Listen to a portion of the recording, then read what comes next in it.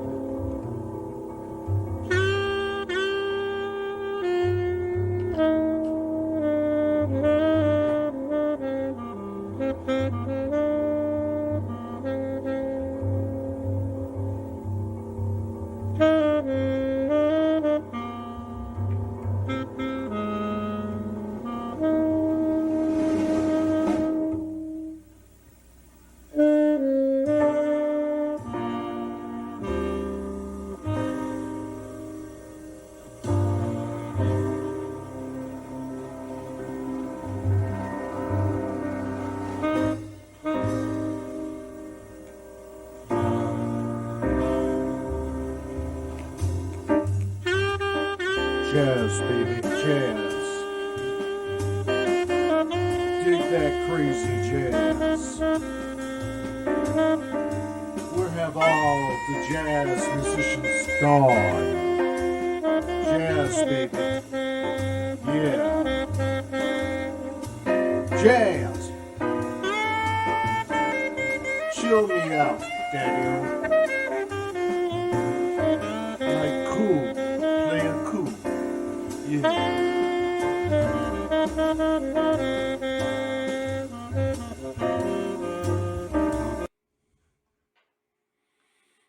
Well, you can't go wrong with John Coltrane, now can you? Can you? Wish there was other people we could get rid of, but I'll keep John Coltrane. Today is going to be an analysis of a Democratic campaign going on right now. It's going on right now, and I'm going to give you my take on it. Let's start off a little history. Little history indeed.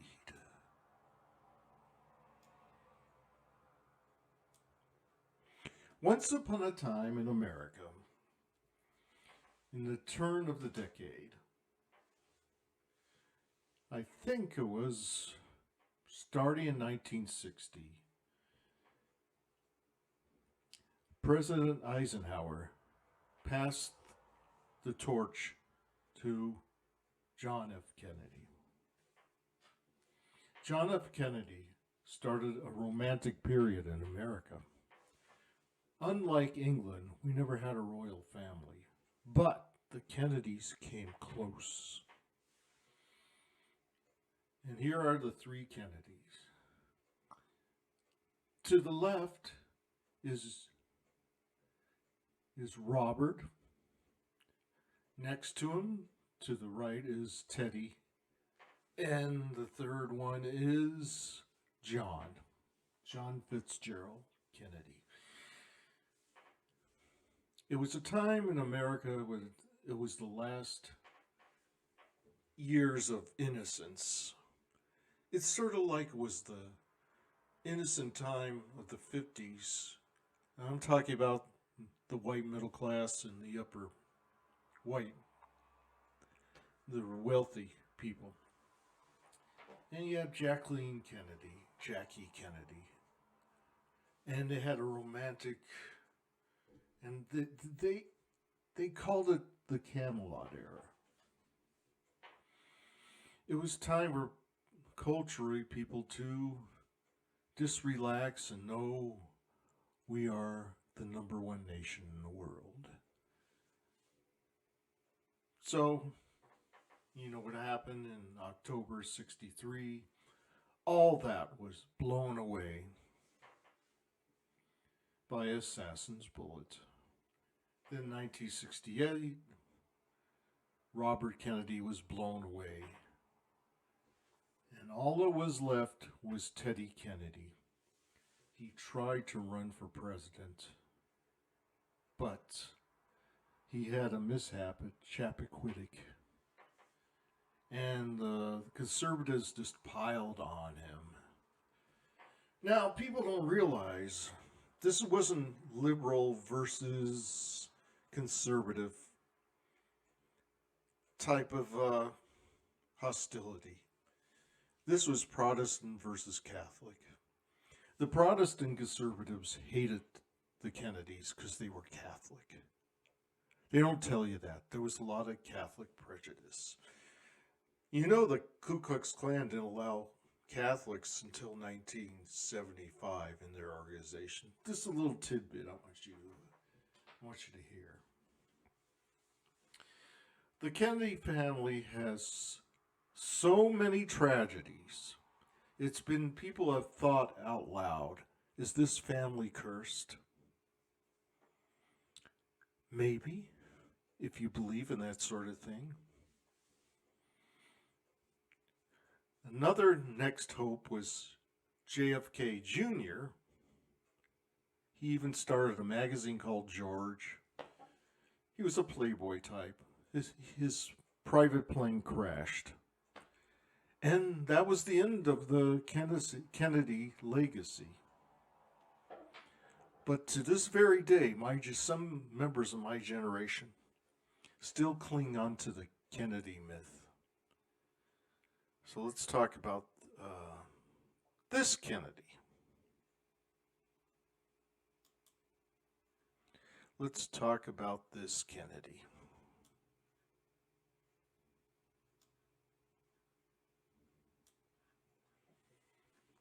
Meet Robert Fitzgerald Kennedy Jr. He was born in 1956. He's about my age. He's a late boomer. And he tried to continue with his dad's campaign, helping the poor. He eventually became a lawyer, and he became like a consumer advocate. A consumer advocate, just like, I can't think of his name right now. So he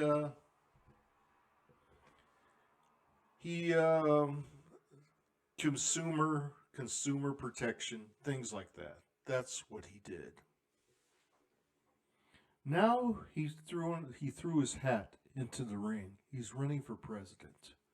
He already has a 15% approval rating. And that's because he has the name Kennedy. It's Kennedy in name only. Kennedy. Did you know there's a conservative congressman named John Kennedy? He's a Republican. And he sure ain't no John F. Kennedy. He talks with a southern mouth. Yeah, y'all, we gotta stop this woke, yeah? You hear me? We gotta stop this woke. That's the other John Kennedy. But we're gonna focus on this Kennedy. JFK Jr. JFK Jr. has many things going against him. He suffers from a disease called spasmodic dysphonia. Spasmodic dysphonia. Try to make it comprehensible and simplistic as easy I can, so you can understand this Latin term. It means that there's a disorder in his lungs and it affects his larynx, his vocal cords. So when he talks, he has spasms in his throat. It's very hard to listen to him. But if you don't have oratory skills, that's a big handicap. Because, like I said, he's hard to understand and hard to listen to. It sounds like somebody dying right in front of you. But I guess he depends on tolerance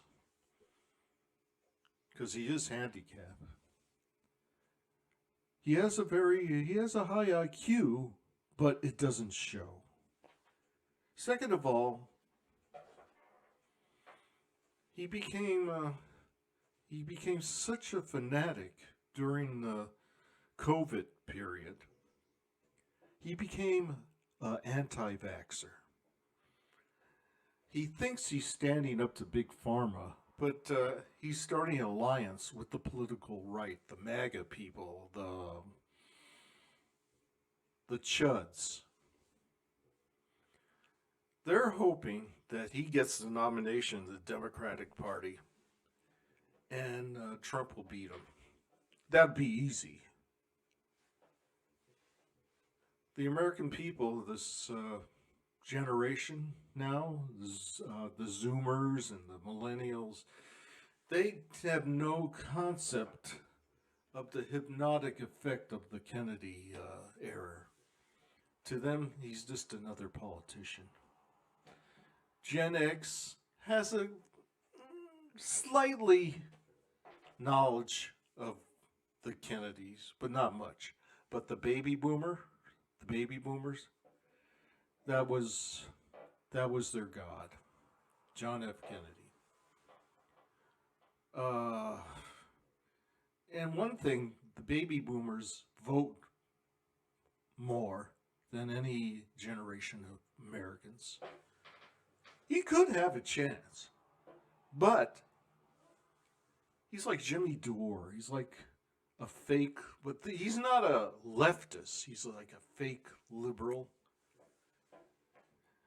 So if you listen to him in the show, you don't really understand what he's saying. Somebody's up to it.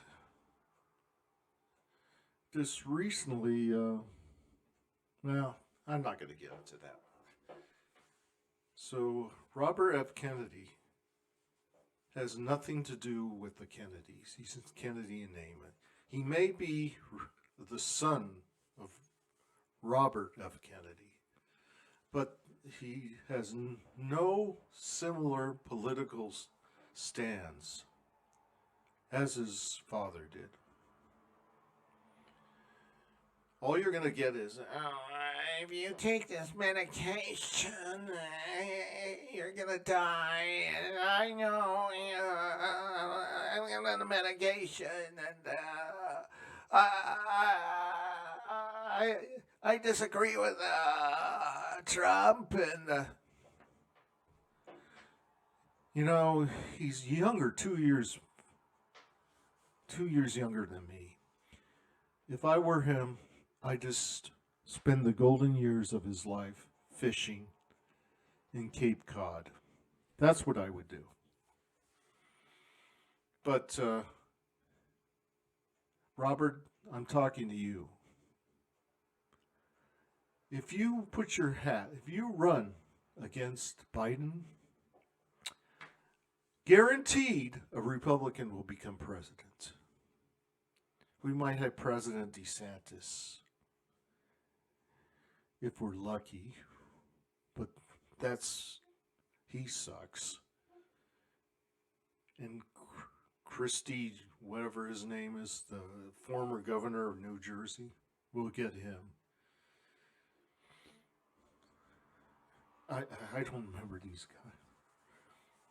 But he started as a Ralph Nader advocate for consumer rights. Now he's like a Marjorie Taylor Greene groupie. And I think he ought to. I think you, Robert, you should drop out. Drop out of this because you're guaranteed to elect a reactionary to the presidency. Because I want to remember. I want to remember your relative's legacy, as it were. That's who I want to remember. But we're in different times now.